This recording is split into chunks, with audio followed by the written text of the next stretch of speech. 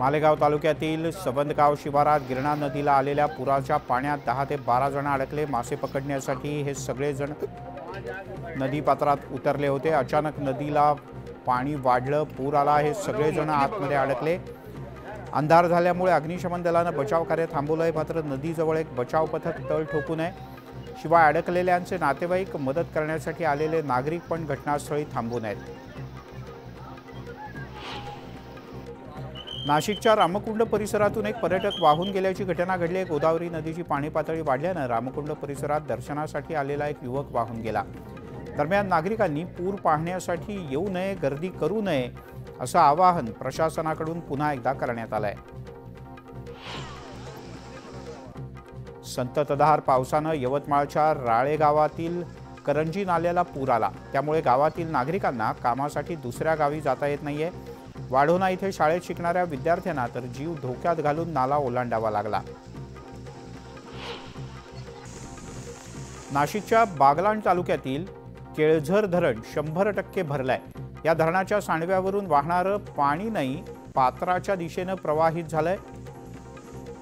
त्यामुळे नदीच्या पाणी पातळीत वाढ होण्याची शक्यता आहे।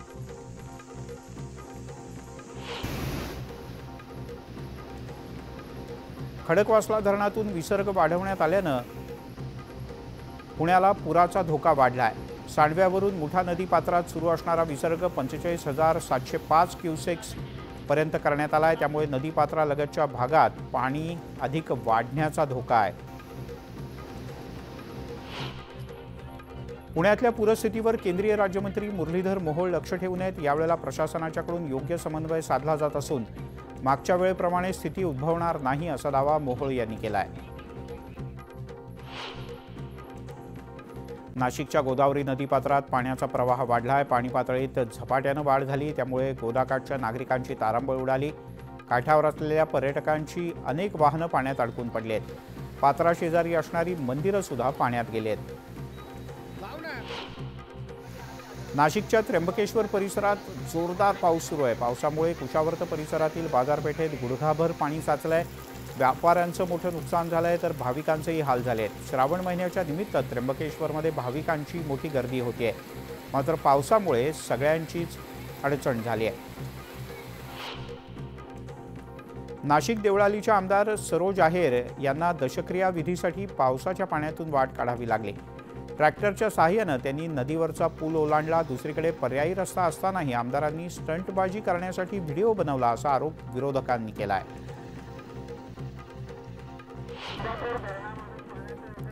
नाशिकमध्ये पावसाचा जोर वाढला असून गंगापूर धरणाच्या पाणी पातळीत वाढ झाली आहे। गंगापूर धरणातून 6,000 क्युसेक्स पाण्याचा विसर्ग सुरू आहे। त्यामुळे गोदावरी नदीकाठच्या नागरिकांना खबरदारीच्या सूचना देण्यात आल्या आहेत। नाशिक जिल्ह्यातील सुरगणा, कळवण आणि दिंडोरी या परिसरात सुरू असलेल्या मुसळधार पावसामुळे पार, तान, मान आणि अंबिका या नद्यांना पूर आलाय। त्यामुळे कळवणच्या चनकापूर धरणातून आणि दिंडोरीच्या पालखेड तसंच पुणेगाव धरणातून मोठ्या प्रमाणात पाण्याचा विसर्ग सुरू आहे।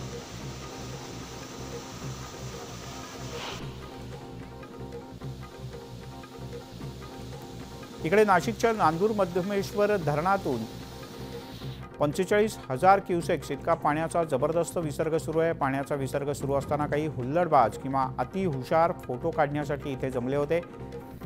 लोकांनी जीव धोक्यात घालून फोटो काढू नये, हुल्लडबाजी करू नये अशा तरुणांवर पोलिसांनी कठोर कारवाई करावी अशी मागणी नागरिकांनी केली आहे। गेल्या 2 आठवड्यांपासून सुरू असलेल्या संततधार पावसानं दिग्रस तालुक्यातील नांदगव्हाण धरण तुडुंब भरून वाहू लागलंय। धरणाच्या सांडव्यावरून पाणी वाहत असून मासे पकडण्यासाठी मच्छीमार गर्दी करतायत, तर पर्यटकांनी सुद्धा इथे गर्दी केली आहे।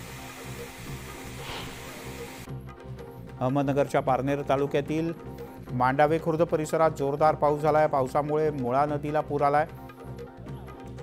मांडवा येथील पूल पाण्याखाली गेल्यानं पारनेर आणि संगमनेरचा संपर्क तुटला। या परिसरातील वाहतूक तुर्तास बंद करण्यात आली आहे।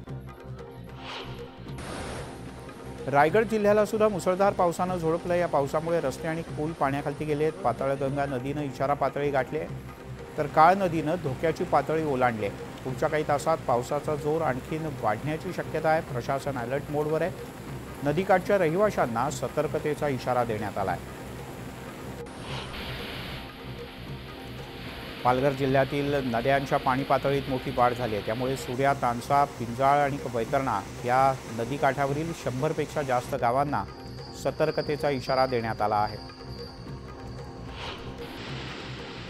पुण्यातील वरसगाव धरणही ओव्हरफ्लो झालं असून धरणातून मोठ्या प्रमाणात पाण्याचा विसर्ग सुरू झाला आहे। नदीकाठच्या गावांना सतर्कतेचा इशारा देण्यात आला आहे। मावळात पडत असलेल्या संततधार पावसामुळे पवना आणि इंद्रायणी नद्या दुथडी भरून वाहू लागले। इंद्रायणी नदीला पूर आल्यानं घाटावर असलेलं कुंडलिकाचं मंदिर पाण्याखाली गेलंय। मुख्य मंदिराच्या पायऱ्यांवर पाणी आलंय, त्यामुळे कोणीही नदी पात्रात उतरू नये असं आवाहन प्रशासनानं केलंय।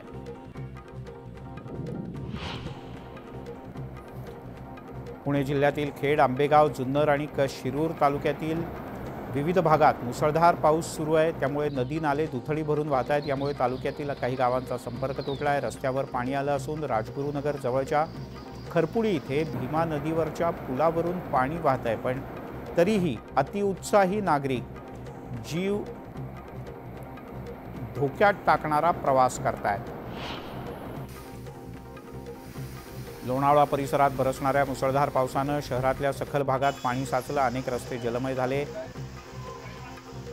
नांगरगाव, बापदेव रोड आणि नारायणी धाम या मंदिरासमोरचा रस्ता पाण्याखाली गेला आहे, तर पांगारे वस्तीत पाणी शिरल्यानं नागरिकांची तारांबळ उडाली। वाहन चालकांना या टायरभर पाण्यातूनच प्रवास करावा लागतोय। मावळमधील तिकोना गडावरच्या श्रीरामाची गादी इथे मोठं भूस्खलन झालं। गडाच्या पायथ्यापर्यंत माती आणि दगडगोट्यांचा खच पडलाय। त्यामुळे पायथ्याच्या जवळ पर्यटकांना न थांबण्याच्या सूचना देण्यात आल्या आहेत। तसंच गडावर जाण्यासाठी पर्यटकांना बंदी घालण्यात आली आहे। कळवण तालुक्यातील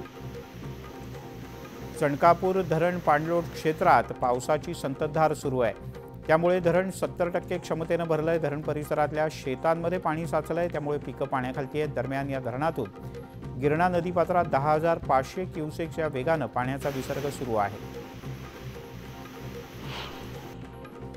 मावळ तालुक्यात काल रात्रीपासून जबरदस्त पाऊस पडतोय। अनेक इमारतींच्या आवारात सुद्धा पाणी शिरलंय।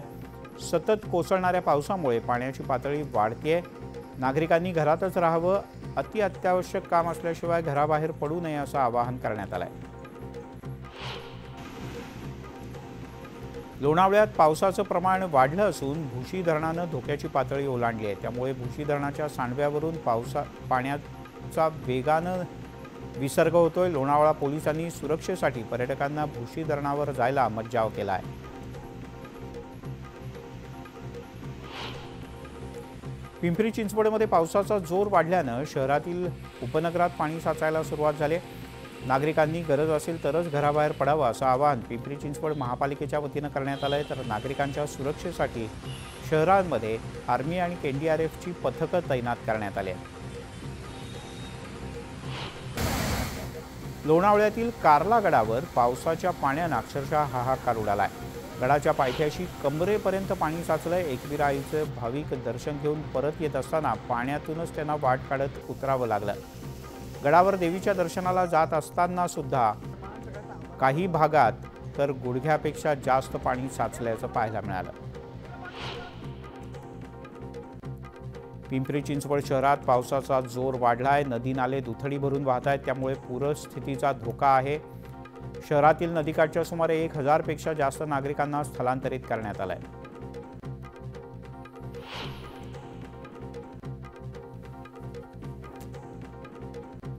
पुणे शहरात पुन्हा एकदा पूरस्थितीची शक्यता निर्माण झाली आहे। त्यामुळे पुणे जिल्ह्यातील ब्ल्यू लाईन म्हणजे धोकादायक पूररेषेच्या आतील नागरिकांना सुरक्षित स्थळी तातडीनं हलवण्याचे आदेश मुख्यमंत्री एकनाथ शिंदे यांनी दिले। पुण्यातील खडकवासला धरण साखळी क्षेत्रात मुसळधार पाऊस पडत असल्यानं धरणं तुडुंब भरू लागलेत। धरण साखळी क्षेत्रात पाऊस पडत असल्यानं धरणातून विसर्ग करण्याच्या सूचना अजित पवार यांनी दिलेत। धरण 65%पेक्षा जास्त भरलं तर त्यातून विसर्ग करणं आवश्यक असल्याचं उपमुख्यमंत्री अजित पवार म्हणाले। मनसे अध्यक्ष राज ठाकरे यांनी पुण्यातल्या एकतानगरमधल्या रहिवाशांशी संवाद साधला। तसंच त्यांनी मुख्यमंत्र्यांशी पुनर्विकासासंदर्भात चर्चा केल्याची माहिती सुद्धा स्वतः इथल्या स्थानिकांना दिली।